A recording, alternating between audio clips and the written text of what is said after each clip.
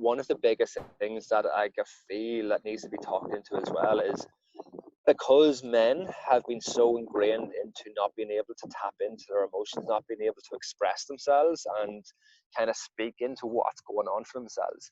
Like, guaranteed, most men think they're the only person that's going through a lot of what they're going through.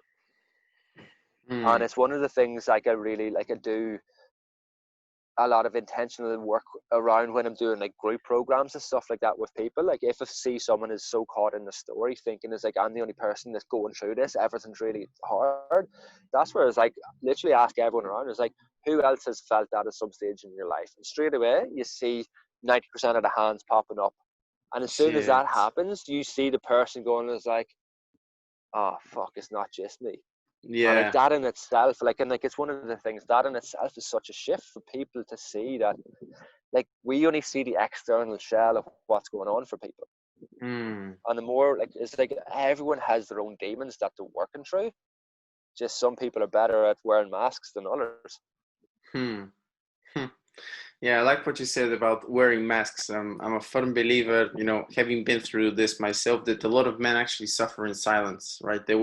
Mm, They wouldn't go and they wouldn't open up. They wouldn't start talking because, oh, this is gay, or I'm just complaining, or, yeah. one of the previous guests said, oh, a bunch of men coming together to complain about their wives, which is very, very humorous way of looking at it, but it has nothing to do with. I mean, that could probably be on a surface level, but much deeper is something mm, a lot mm, more deeper that they're trying to kind of work through. Hmm. yeah. And that's the thing is like because most men are just aware of like when you're hanging out with other men, it's just surface level conversations. Like Yeah. not a lot of men have like really close guys who they can have them deep and meaningful and open conversations. Whereas like a lot of it is like you just sit around having a few pints and talk surface level stuff, and that's what it Yes. is. Whereas Yeah. when you're in a space like in a sacred space where men are able to like drop in and feel really safe and feel really held to be able to express, like there's such a healing comes from that collective energy. And like as one Mm. person is going through an experience and as one person is doing that, like that is having such a profound healing effect on every other man that is in that space. Yeah.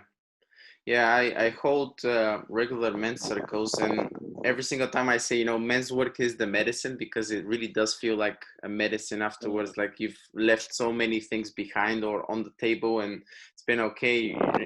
It's a safe space. You're not getting judged.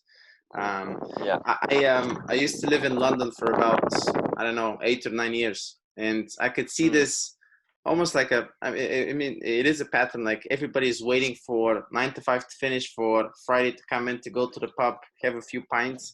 And I'm not sure if it's a typical English thing, and again, I'm probably stereotyping and overgeneralizing here, but I've heard this from other men which I've been with in circles, in retreats.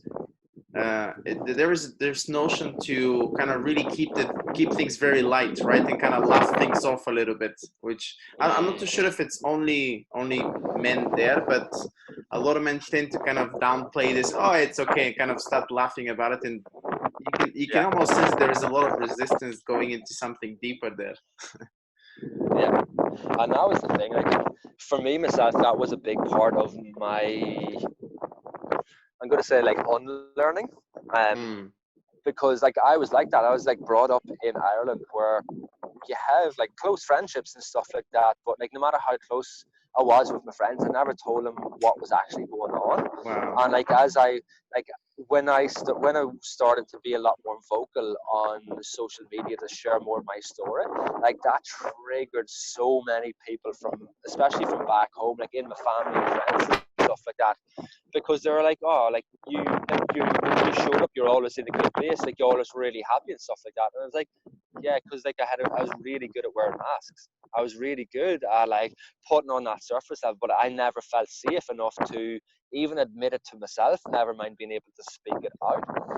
So like one Mm, of like a massive healing process for me was being able to feel confident enough to start sharing more of my journey. Like, and I've talked into a lot of stuff on different posts and different lives over the years about like when I like dealt like with real bad anxiety, when I had panic attacks, when I was like in like really dark places and stuff like that.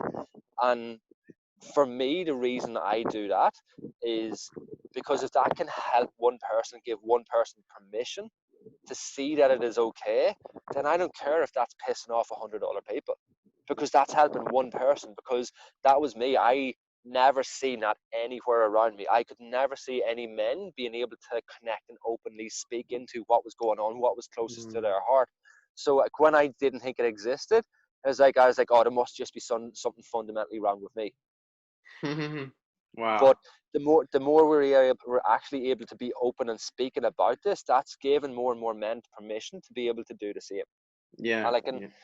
and that's what such an important part of this work is being able to speak and share with people, to create these safe spaces to open up. Mm. And like, and that's like, it doesn't matter, it's like what you do for your job. It doesn't matter how good your relationships and stuff like that is. Like, a lot of us can still have stuff that is just really heavy on our heart that we need to just express. Like, Yeah. even myself, like where I am now, I'm in the best place that I've ever been. But that doesn't mean like I need to sit down and like have times where like I'm able to talk into stuff and like work through lots of stuff, Yeah. because it always happens, it always comes up. Like, life is like a roller coaster. We comes in these peaks and troughs, but the Mm. more we have a really healthy support network around us to navigate that and realize we don't have to be a lone wolf anymore, like, that's where the magic happens.